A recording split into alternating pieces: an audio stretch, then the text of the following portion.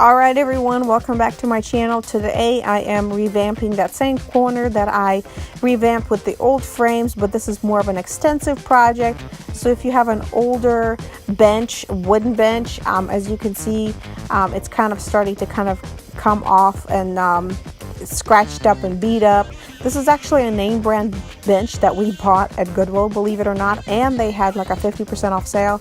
So we only paid about $40 for it. When we came home and looked it up, it's a $300 bench, but it is kind of hard and it looks more rustic and it doesn't really match our style, so I decided to put a cushion on top. So what you need is a staple gun, some staples. You can get any of those staples. I kind of choose to pick lighter duty. Get some tacks or some upholstery nails and some scissors.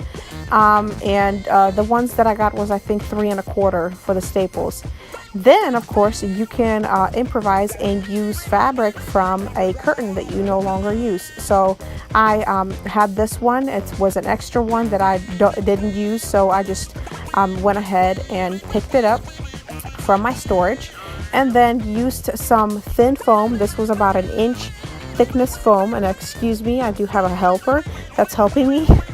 And I stapled one side and then, of course, left the other side undone until I actually cut the other side.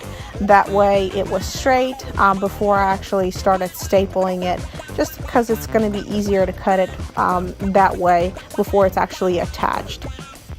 But make sure that you do it a little closer to the outer ridge. That way it's kind of even. So make sure it's kind of in a line. That way it doesn't look uneven. As you can see, I kind of try to do it as close as possible. And I didn't have one full long piece, so I put 2 pieces together. I just didn't staple the middle because it would look dipped down. So you can definitely do something like this, or you can actually glue the 2 pieces together or glue them to the wood. That way they don't shift. But I don't think it's necessary because you're using staples. So then I laid the curtain fabric that I had, which was kind of like a velvety fabric, on top, and made sure that I had enough fabric on all sides to go all the way underneath. And it really depends on the bench that you have and how it looks underneath. I just wanted to have a little bit underneath that I can fold and staple. That way when you flip over the bench, you don't see it. So I made sure that everything is smoothed out and all the sides were even before I cut it. And now I went ahead and cut it. It was about 1.5 inches to 2 inches all the way around. Again, I smoothed it over, made sure that none of the fabric was pulled or bigger on one side than the other. Made sure that I had some on the corners.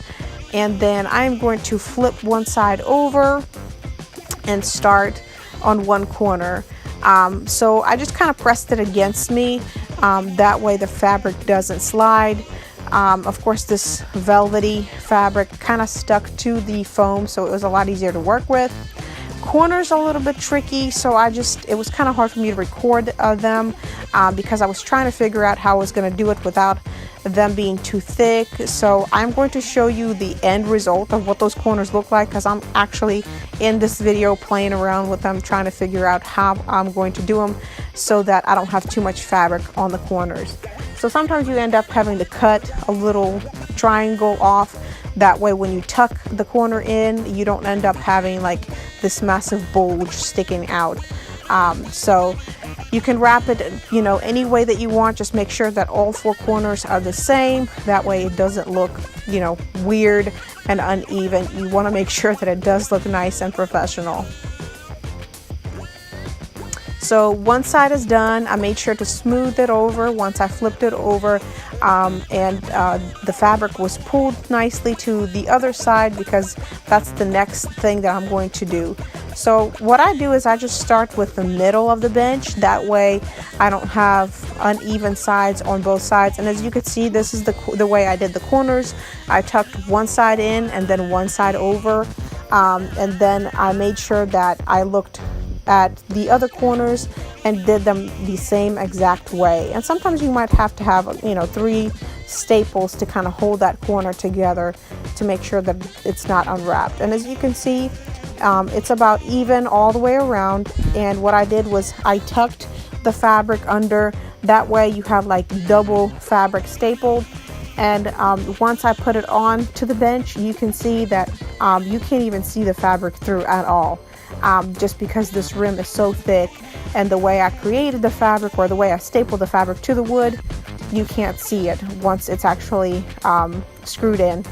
So you can leave this bench looking like this as is, which was fine, but I wanted to kind of give it more of like a softer feel and look a little bit more luxury. So I bought these upholstery tacks, and I am going to have to measure out and make sure that it's going to be even.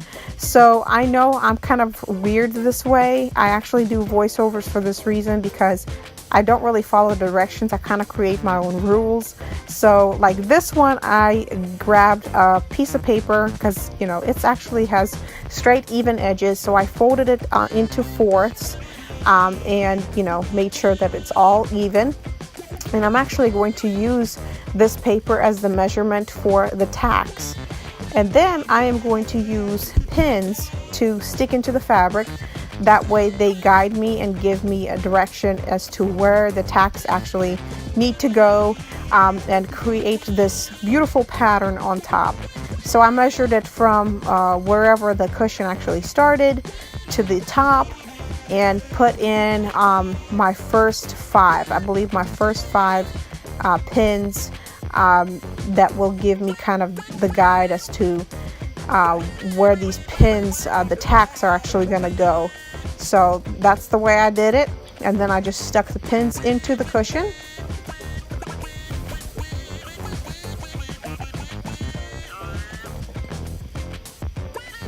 As you can see right here, yes, I'm kind of getting creative with the colors here. That's one of the reasons I like colorful pins, just because you can see them if they fall on the floor if you have kids. But as you can see, they're aligned perfectly in one line. And I'm going to do the same thing to the other side, and then I'm going to show you another trick that you can do that will be very easy, and you won't have to actually have a ruler to sit there and measure out every single inch of this cushion. So I did the same thing on both sides, as you can see. And then, are you ready for this?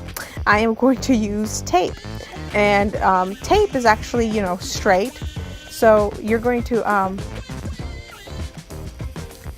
basically start off from the outer edge and basically align it to where the outer edge of the tape meets on both sides, on both of the pins.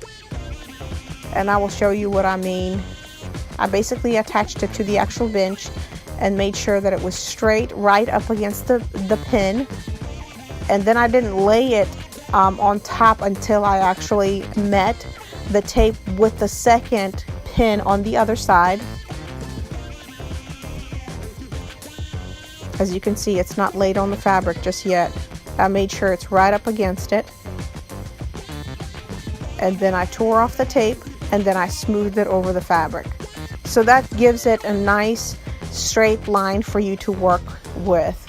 And I did it the same way for all of the other pins. As you can see, this is a one straight line, and I will show you the finished look of all the lines that I created with this tape. This is something that I just thought of at that moment. So that kind of gives you a good guide as to where the pins need to go. And then of course I used that same paper and created some more like 2 to 3 inch spaces where I'm going to put these beautiful little upholstery tacks. And then of course the second row needs to have pins in between the first row tacks, and I'm going to show you what I mean. Again, I used my paper, but you will have to kind of figure out what works for you, because all benches are going to be different sizes, so it all depends on the size of your bench. And as you can see, it's kind of in a diamond shape. That's kind of the way all the upholstery furniture pieces look like if you're going to use those upholstery tacks. So as you can see, it has like a nice diamond effect, and of course I color coordinated just so you can see what it looks like. I had to take this bench outside because both of my kids were sleeping. So this is going to be really easy. All you have to do is take out the pin, and you can see a little tiny hole.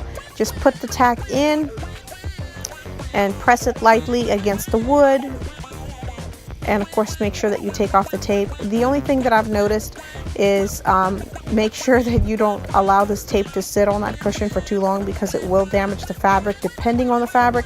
But because I had a velvet fabric, it kind of took some of it off.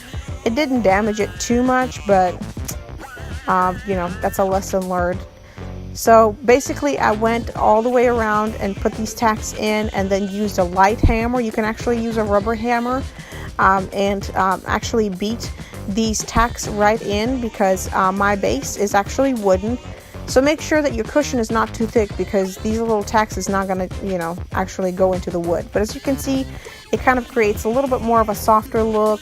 It makes the seat actually feel a little bit more softer and more smoother, and kind of revamps the whole space. So I honestly, only thing I had to do was buy these tacks and some staples, and that's it.